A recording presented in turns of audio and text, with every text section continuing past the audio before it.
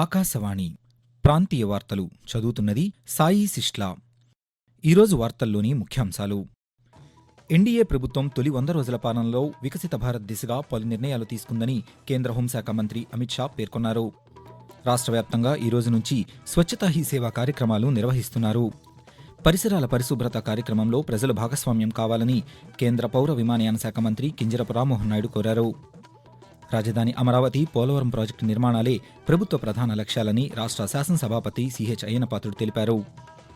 రాష్ట్రంలోని వైద్య కళాశాలల్లో 2024-25 విద్యా సంవత్సరానికి గాను యాజమాన్య కోటా ఎంబీబీఎస్ ప్రవేశాల కోసం వెబ్ ఐచ్ఛికాల నమోదు ప్రక్రియ ప్రారంభమైంది.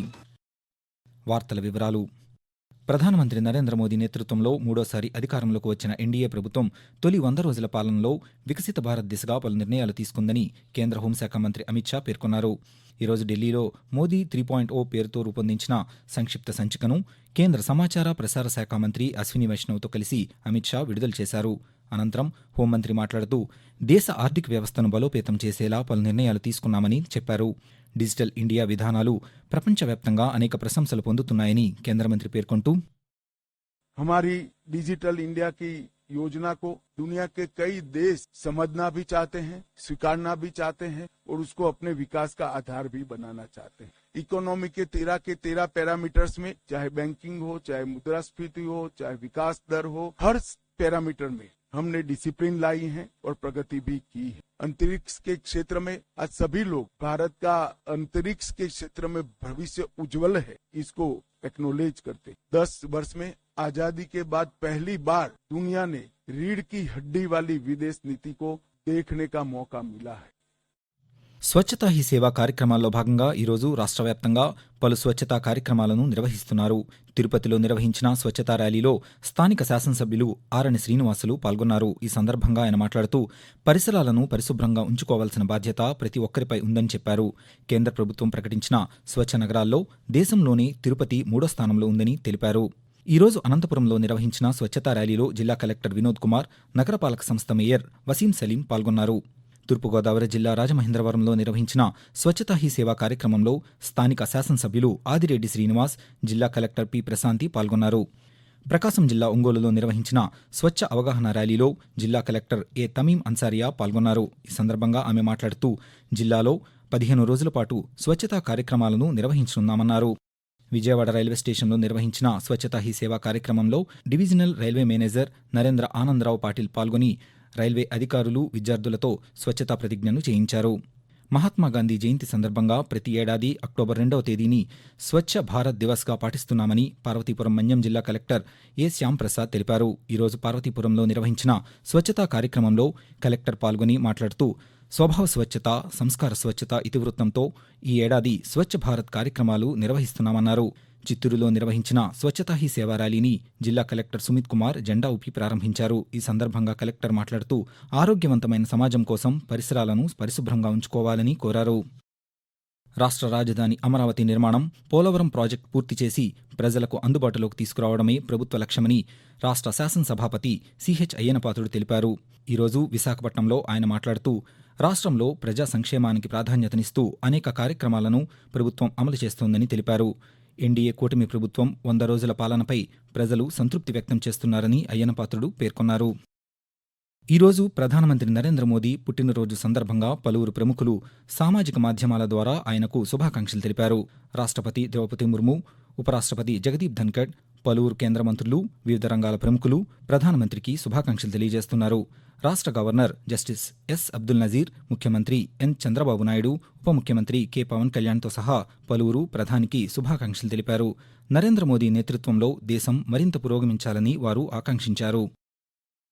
ఆకాశవాణి ప్రాంతీయ వార్తలు వింటున్నారు. పరిసరాల పరిశుభ్రత కార్యక్రమంలో ప్రజలు భాగస్వామ్యం కావాలని కేంద్ర పౌర విమానయాన శాఖ మంత్రి కింజరపు రామ్మోహన్ నాయుడు కోరారు. శ్రీకాకుళంలో ఈరోజు నిర్వహించిన స్వచ్ఛతా హీ సేవ కార్యక్రమంలో కేంద్ర మంత్రి పాల్గొని పరిసరాలను పరిశుభ్రం చేశారు. అనంతరం రామ్మోహన్ నాయుడు మాట్లాడుతూ దేశాన్ని పరిశుభ్ర భారత్గా మార్చేందుకు స్వచ్ఛ భారత్ కార్యక్రమం దోహదపడుతుందని తెలిపారు. దేశమంతా పరిశుభ్రంగా ఉండాలనే ఉద్దేశంతో 14 రోజుల పాటు స్వచ్ఛతా కార్యక్రమాన్ని నిర్వహిస్తున్నారని కేంద్ర మంత్రి పేర్కొంటూ స్వచ్ఛతా హీ సేవ కింద స్వచ్ఛతా సంస్కార అనే థీమ్తో ఈ ప్రోగ్రాం పెట్టడం జరిగింది.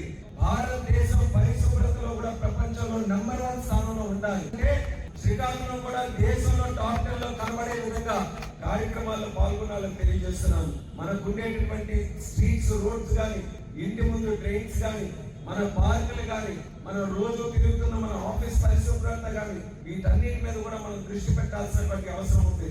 ఈ రోజు ఒక మంచి అవగాహనతో మనం కార్యక్రమాలు చేస్తే మన చుట్టూ ఉండేటటువంటి భావితరం ఎవరైతే యంగ్స్టర్స్ ఉన్నారో వాళ్ళలో కూడా ఒక స్ఫూర్తి వస్తుంది.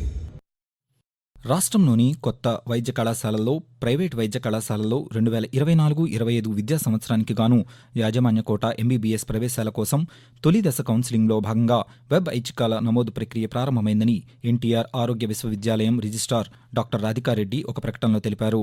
విద్యార్థులు ఎన్టీఆర్ ఆరోగ్య విశ్వవిద్యాలయం వెబ్సైట్ dr.ntr.uhsap.in ద్వారా ఐచ్ఛికాలను నమోదు చేసుకోవాలని సూచించారు. ఈ నెల 19వ తేదీ రాత్రి 9 గంటల వరకు ఐచ్ఛికాల నమోదుకు చివరి గడువుగా నిర్ణయించినట్లు తెలిపారు.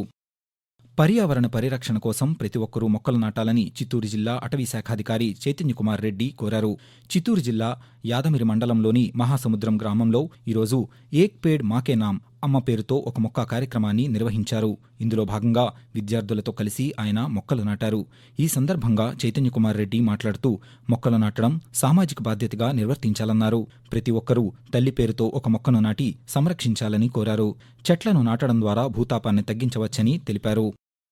విజయవాడ దుర్గా మల్లేశ్వర స్వామివార్ల దేవస్థానంలో అక్టోబర్ 3వ తేదీ నుండి 12వ తేదీ వరకు నిర్వహించే దసరా ఉత్సవాలకు భద్రతా ఏర్పాట్లను చేస్తున్నామని విజయవాడ నగర పోలీస్ కమిషనర్ రాజశేఖర్ తెలిపారు.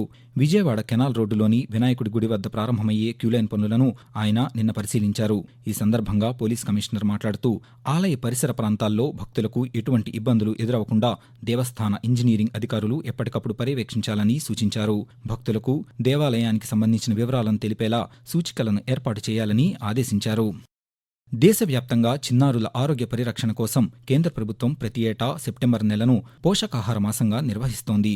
జాతీయ పోషకాహార మిషన్ అని కూడా పిలిచే ఈ కార్యక్రమాన్ని ప్రధానమంత్రి నరేంద్ర మోదీ 2018 మార్చి 18వ తేదీన ప్రారంభించారు. పిల్లల ఆరోగ్యాన్ని సంరక్షించి వారిని ఆరోగ్యవంతులుగా తీర్చిదిద్దడమే ఈ కార్యక్రమ నిర్వహణలోని ముఖ్య ఉద్దేశం. ఇందుకోసం ప్రత్యేక సమయాన్ని కేటాయించాలన్న ఉద్దేశంతో సెప్టెంబర్ నెలను పోషకాహార మాసంగా నిర్వహిస్తున్నారు. బాలబాలికల ఆరోగ్య పరిరక్షణకు ఈ నెల 30వ తేదీ వరకు పలు కార్యక్రమాలు కొనసాగుతాయి. రక్తహీనత పెరుగుదల, పర్యవేక్షణ, పోషకాహారం వంటి అంశాలతో పోషణ్ భీ పడాయి భీ అనే నినాదంతో ఈ సంవత్సరం కార్యక్రమాలను అమలు చేస్తున్నారు. ప్రముఖ హరికథా విద్వాంసులు కోటా సచ్చిదానంద శాస్త్రి నిన్న రాత్రి గుంటూరులో కన్నుమూశారు. బాపట్ల జిల్లా అద్దంకిలో 1934 ఆగస్టు 12వ తేదీన సచ్చిదానంద శాస్త్రి జన్మించారు. 70 ఏళ్లపాటు టాప్ గ్రేడ్ కళాకారులుగా విజయవాడ ఆకాశవాణి కేంద్రంలో హరికథా గానం చేశారు. ఆయన అందించిన సేవలకు గుర్తింపుగా కేంద్ర ప్రభుత్వం నుంచి 2023లో పద్మశ్రీ పురస్కారాన్ని, 2018లో కేంద్ర సంగీత నాటక అకాడమీ అవార్డును, 2014లో రాష్ట్ర ప్రభుత్వం నుండి హంసా పురస్కారాన్ని పొందారు. ఆయన మృతి పట్ల ఆకాశవాణి విజయవాడ కేంద్రం అధికారులు, సిబ్బంది సంతాపం వ్యక్తం చేశారు. ఆకాశవాణి ప్రాంతీయ వార్తలు ముగించే ముందు ముఖ్యాంశాలు మరొకసారి. ఎన్డీఏ ప్రభుత్వం తొలి 100 రోజుల పాలనలో వికసిత్ భారత్ దిశగా పలు నిర్ణయాలు తీసుకుందని కేంద్ర హోంశాఖ మంత్రి అమిత్ షా పేర్కొన్నారు. రాష్ట్ర వ్యాప్తంగా ఈ రోజు నుంచి స్వచ్ఛతా హీ సేవా కార్యక్రమాలు నిర్వహిస్తున్నారు. పరిసరాల పరిశుభ్రత కార్యక్రమంలో ప్రజలు భాగస్వామ్యం కావాలని కేంద్ర పౌర విమానయాన శాఖ మంత్రి కింజరపు రామ్మోహన్ నాయుడు కోరారు. రాజధాని అమరావతి, పోలవరం ప్రాజెక్టు నిర్మాణాలే ప్రభుత్వ ప్రధాన లక్ష్యాలని రాష్ట్ర శాసనసభాపతి సిహెచ్ అయ్యన్నపాత్రుడు తెలిపారు. రాష్ట్రంలోని వైద్య కళాశాలల్లో 2024-25 విద్యా సంవత్సరానికి గాను యాజమాన్య కోటా ఎంబీబీఎస్ ప్రవేశాల కోసం వెబ్ ఐచ్ఛికాల నమోదు ప్రక్రియ ప్రారంభమైంది. ఆకాశవాణి ప్రాంతీయ వార్తలు ఇంతటితో సమాప్తం.